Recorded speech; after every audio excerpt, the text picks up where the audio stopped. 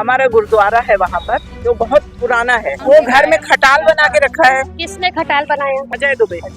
और वो इतनी गंदगी रखता है वहाँ, फिर सब उनको बोलो थोड़ी सफाई करवा लो। संगत आती जाती है, बच्चे स्कूल जाते हैं तो मानता नहीं, ऊपर से हमको गाली गलौज करता है। भाभी जी को डंडे से मारा गया है इनको। हाँ, इन्होंने सफाई के लिए किया है तो उनको आज मारा गया।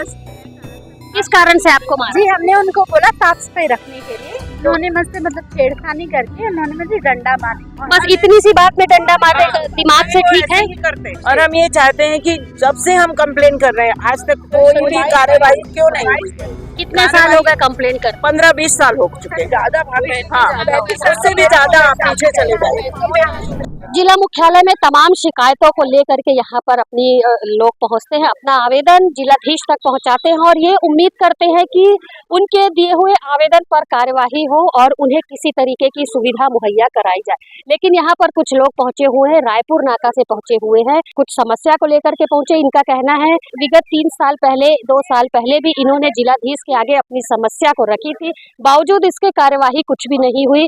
अब परेशान होकर के रायपुर नाका के रहवासी जो है वो जिला मुख्यालय में एक बार फिर अपनी फरियाद लेकर के पहुंचे हैं। इनका कहना है कि जिस तरीके की मोहल्ले में परेशानी किसी के द्वारा हो रही, किसी के पशु रखने से परेशानी हो रही, इससे पूरे मोहल्ले वाले काफी परेशान है। क्या है पूरा मामला, आइए यहाँ मौजूद लोगों से जानते हैं। जी बताएंगे आप कहाँ से आए? हम रायपुर नाका सिंधी कॉलोनी, ओवरब्रिज के नीचे हमारी किस कॉलोनी। तरीके की अभी परेशानी रायपुर नाका में आप लोगों को हो रही है? हमारा गुरुद्वारा है वहाँ पर, जो बहुत पुराना है और इसकी समस्या तब से इसके जो आगे वाले उनके बाप दादा है उनके कारण भी यहाँ समस्या हुई। क्या समस्या थी? वो घर में खटाल बना के रखा है। किसने खटाल बनाया? उन्होंने अजय दुबे। और वो इतनी गंदगी रखता है वहाँ, फिर सब उनको बोलो थोड़ी सफाई करवा लो। संगत आती जाती है, बच्चे स्कूल जाते हैं तो मानता नहीं, ऊपर से हमको गाली गलौज करता है और बोलता है जो करना है कर लो। आज किस तरीके की घटना हुई? आज इस तरह की हमारी भाभी जी को डंडे से मारा गया है इनको। हाँ, इन्होंने सफाई के लिए किया है तो उनको आज मारा गया। हाँ, वो सफाई के कारण। जी, किस कारण से मारा? किस कारण से आपको मारा? जी, हमने उनको बोला साफ सफाई रखने के लिए, उन्होंने मुझसे मतलब छेड़खानी करके उन्होंने मुझे डंडा मारा। बस इतनी सी बात में डंडा मारने का दिमाग से ठीक है? ऐसे ही करते हैं वो। और हम ये चाहते हैं कि जब से हम कंप्लेन कर रहे हैं आज तक कोई भी कार्यवाही क्यों नहीं हुई? कितने साल हो गए कंप्लेन कर? 15-20 साल हो चुके हैं। ज्यादा भाभी, हाँ, सबसे भी ज्यादा आप पीछे चले जाए। हो गया है कंप्लेन। हमारे बड़े ससुर सब लोग किसी के साथ, इसको किसका सपोर्ट है, इसका किसको सपोर्ट है जो ऐसा कर रहा है?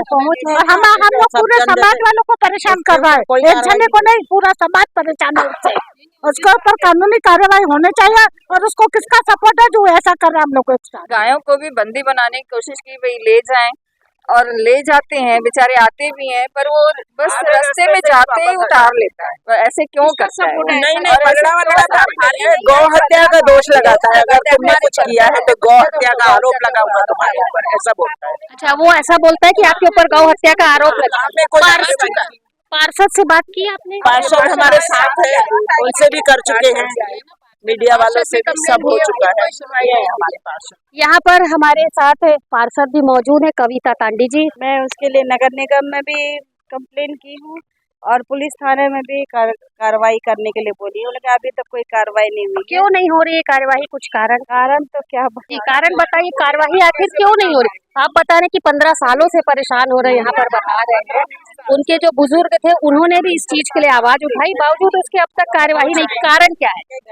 क्यों उसको सपोर्ट किया जा रहा है? क्यों हमें नहीं पता है कि क्यों उसको बचाया जा रहा है, क्यों उसको क्या कर, और कौन उसके पीछे है, क्या है। उनकी वाइफ सरकारी मुलाजिम है, वहाँ सर्विस करती हैं, तो उनकी पहचान है कि क्या है, वो ही जाने, उनका मामला वो जाने।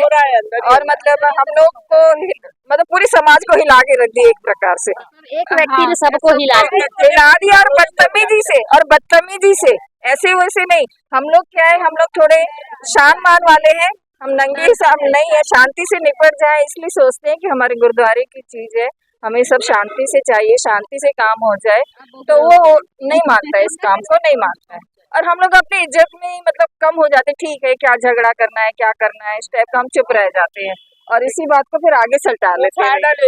लेडीज बोल रही थी उसकी वाइफ दुबे की, निगम में मैं बड़ी पोस्ट में हूँ और अधिकारियों से मेरी वहाँ पे सर्विस वगैरह है, तो इसके कारण उनका नाम बताएंगे आप मैडम का? मैडम का नाम तो हमको भी नहीं पता। दुर्ग नगर निगम में कार्यरत है। भिलाई निगम में।